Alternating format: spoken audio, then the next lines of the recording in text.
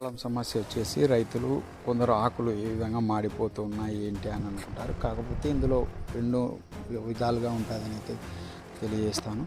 చూడవచ్చు, మొత్తం మనం చూస్తున్నటువంటిది నెల రోజులైందట నాటిన అనంతరం ప్రస్తుతం అంటే ఈరోజు వచ్చేసి ఈ విధంగా ఉన్నాయనేసి మన దృష్టికి రావడం జరిగింది. దీనికి ఏంటంటే ఇది పూర్తిగా వేరు పురుగు అనేది ఉంది, అంటే చనిపోయింది కూడా. కుసుడి కూడా సింపుల్గా ఊడొచ్చేస్తాయి. ఇది చూడవచ్చు, మనం ఒక సింపుల్గా మనం బల ప్రయోగం చేయాల్సిన అవసరం లేదు. ఈ విధంగా వచ్చేసి చూడవచ్చు మొత్తం ఏ విధంగా కుళ్ళిపోయింది అనేసి కూడా. లోపల కూడా మరీ చండాలంగా ఉంటుంది, అంటే బ్యాడ్ స్మెల్ కూడా వస్తుంది. దీని యొక్క ఇదేంటంటే రైతులు చాలామంది ఎండలకు మాత్రమే ఈ విధంగా ఎండుతుందంటారు. కాబట్టి ఎండకు మాత్రం ఉంటుంది, అది ఓన్లీ ఆకులు మాడుతూ ఉంటాయి. చూడు అయితే చనిపోదు. మొక్క కూడా మీకు ఆ విధంగా నేను పీకినట్టుగా అంత సింపుల్గా రాదు.